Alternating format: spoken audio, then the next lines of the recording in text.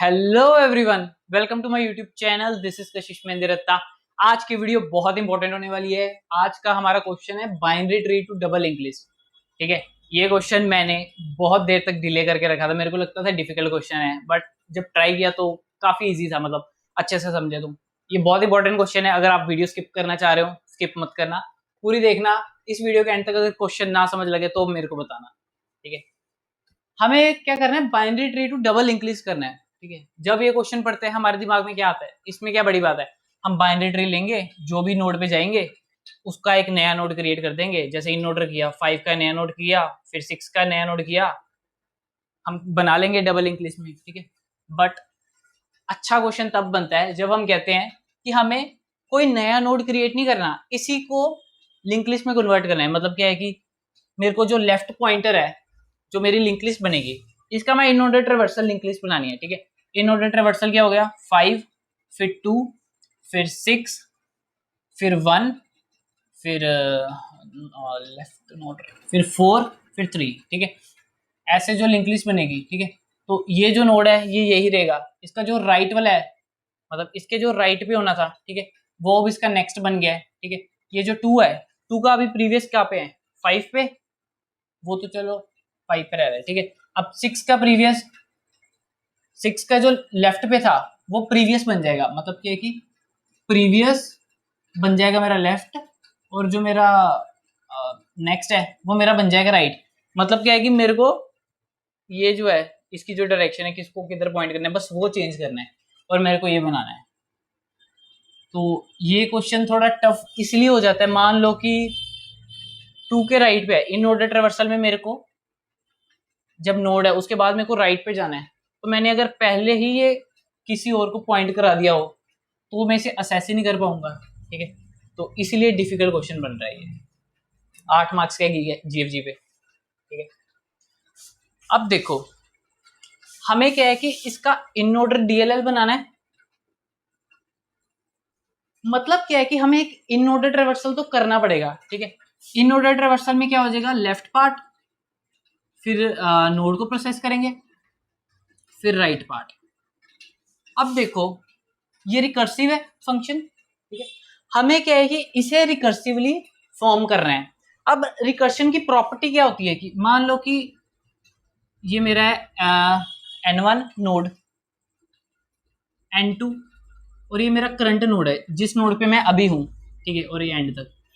अब क्या है कि मैं इन ऑर्डर ट्रेवर्सल से लिंक लिस्ट बना रहा हूं। कि मतलब क्या है कि अगर मैं इन ऑर्डर ट्रेवर्सल ट्री का करूंगा तो मेरे को लिंक लिस्ट मिल जाएगी।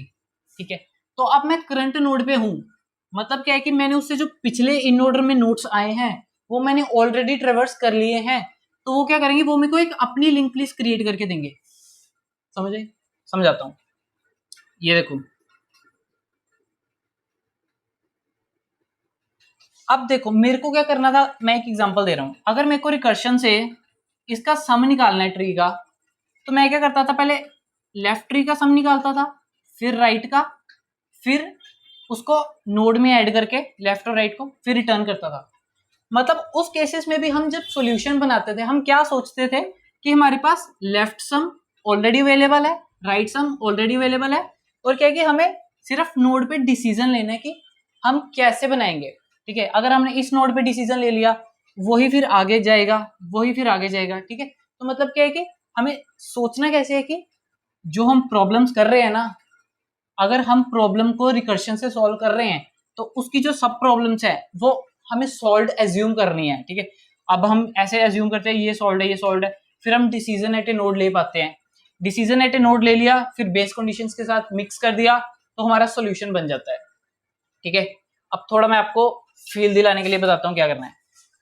हम क्या करेंगे, हम एज्यूम करेंगे कि लेफ्ट पे लिंक लिस्ट बन चुकी है, इसके जो पहले आते हैं उस पे लिंक लिस्ट बन चुकी है, और हमें क्या करना है, करंट नोड को लिंक लिस्ट में ऐड करना है। ठीक है, बस इतना ही काम करना है। ठीक है, उसके लिए मैं बताता हूँ कैसे करना है। ठीक है, अब देखो एज्यूम करो करंट नोड है 1। ठीक है, तो इसके जो पीछे हैं उसको एज्यूम करो कि लिंक लिस्ट बन चुकी है। ठीक है, क्योंकि अगर हम रिकर्शन से प्रॉब्लम सॉल्व कर रहे हैं तो उसका जो प्रीवियस होगा वो सॉल्व होगा और आगे वाला हमें सॉल्व करना होगा। ठीक है, अब क्या करेंगे इसका, इसका डबल लिंक लिस्ट क्या होगी, 5, 2 एंड 6। ठीक है, अब हम रिकर्सिव वे से सोच रहे हैं, तो अब हमारे पास क्या सिचुएशन रहेगी, ये 3 एंड 4। ठीक है, अब हमारे पास प्रॉब्लम रिड्यूसेस टू कि हमें देखो कंप्यूटर ये सॉल्व कर रहा है, प्रोग्राम सॉल्व कर रहा है। ठीक है, तो इतनी चीज बन चुकी है, अब 1 पे हम क्या डिसीजन लें कि ये लिंक लिस्ट में ऐड हो जाए और फिर हम अगले पार्ट पे चले जाए। ठीक है, अब देखो ये लिंक लिस्ट है, लिंक लिस्ट को असेस करने के लिए मेरे को दो चीजें चाहिए, मतलब वैसे तो एक ही चाहिए। ये हो गया लिंक लिस्ट का हेड, ये हो गया लिंक लिस्ट की टेल। वैसे टेल की जरूरत नहीं है, अगर टेल नहीं होता तो हम क्या करते कि एक टेम्परेरी पॉइंटर लेते उसे एंड तक जाते, बट क्या है कि वो ऑफ एन हो जाता, हम ऑफ 1 में करना चाहते हैं, तो हमने एक एक्स्ट्रा पॉइंटर ले लिया जो हमेशा लिंक लिस्ट की लास्ट को पॉइंट कर रहा हो। ठीक है, अब देखो मेरे पास दो सिचुएशन बनती है। अगर सिंपल ऐसा होता तो इसके लेफ्ट पे कुछ नहीं था, मतलब अगर नोड 1 के लिए कंसिडर करते, ठीक है, तो इसके लेफ्ट पे तो लिंक लिस्ट अभी बनी नहीं थी।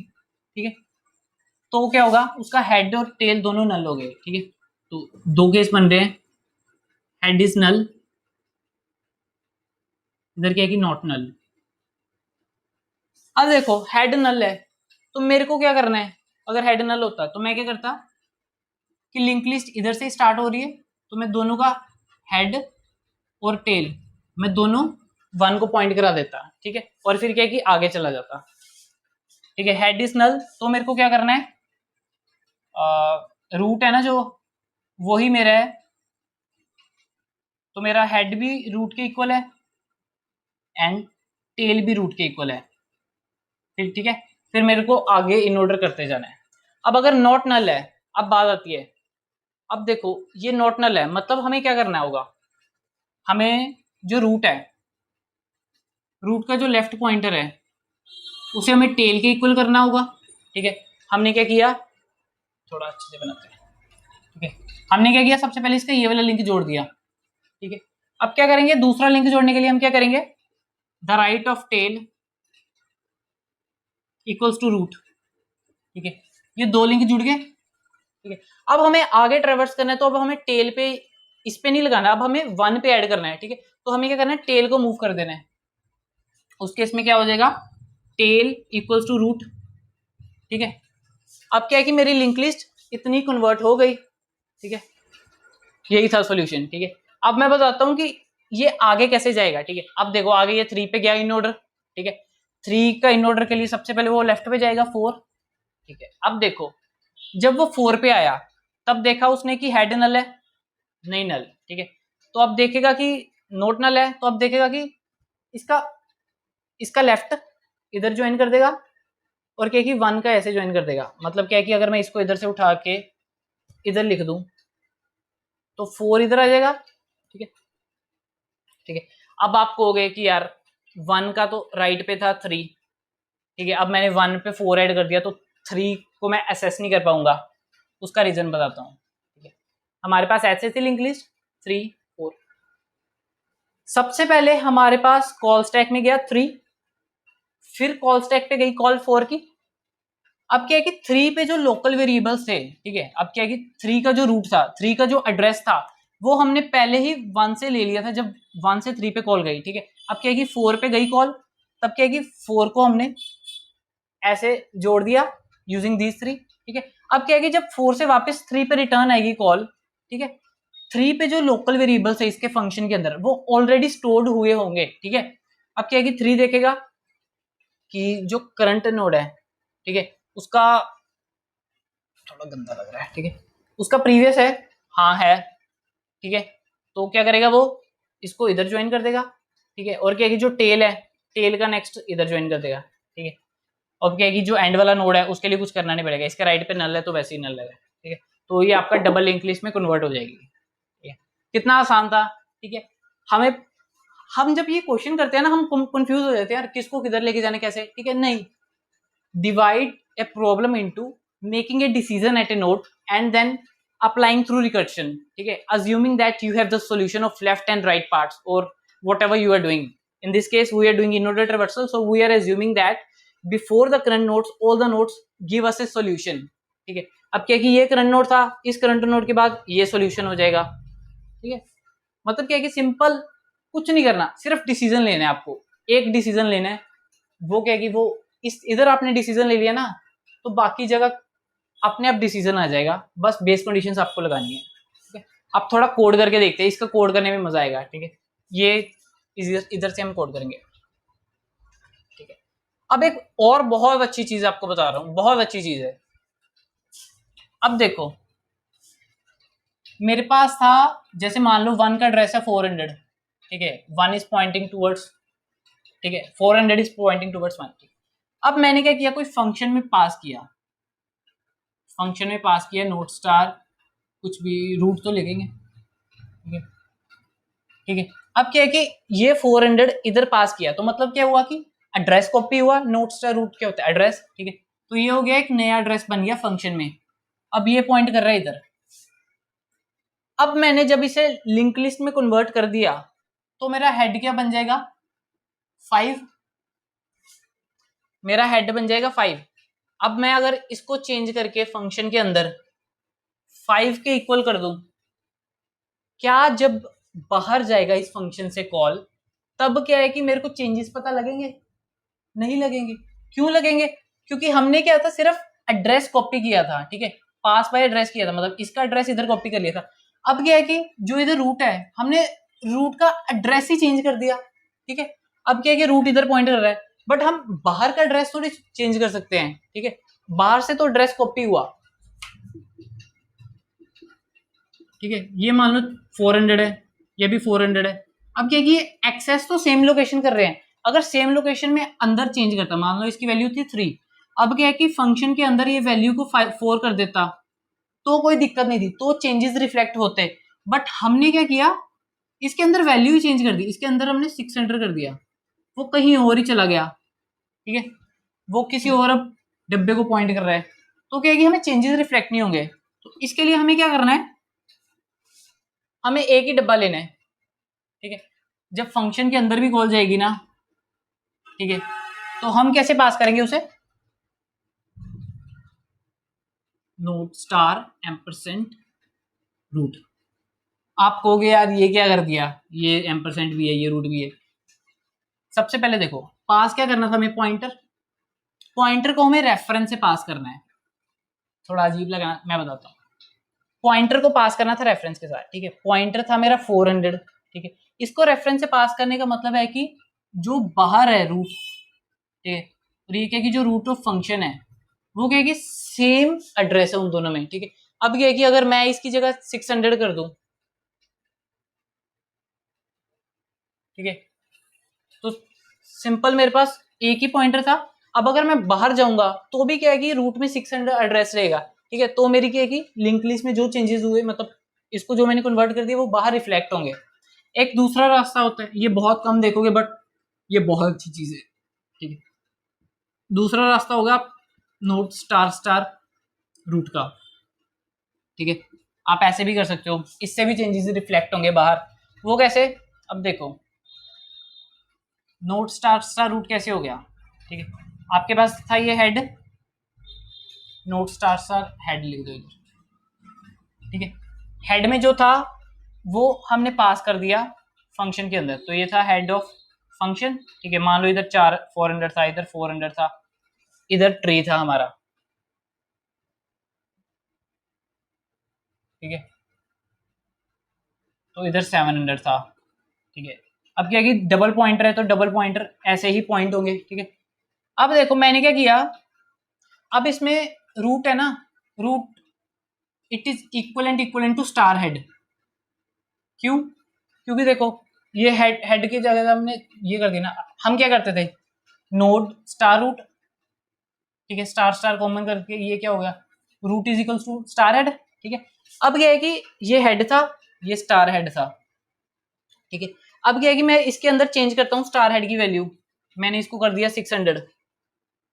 ठीक है, अब क्या है कि बाहर जाएंगे, बाहर तो रिफ्लेक्ट होगा ही अब चेंज, क्योंकि मैंने इसको कुछ नहीं किया। अब मैंने क्या किया कि जिसको ये पॉइंट कर रहा था बाहर से भी, उसके अंदर चेंजेस हो गए। अब क्या है कि मैं बाहर से एक्सेस करूंगा, तब भी मेरे को चेंजेस रिफ्लेक्ट होंगे। ठीक है, ये बहुत इंपॉर्टेंट चीज थी, ठीक है। अगर आपको ये फंडामेंटल्स क्लियर हुए ना तो काफी क्वेश्चंस आपके बहुत अच्छे से हो जाएंगे।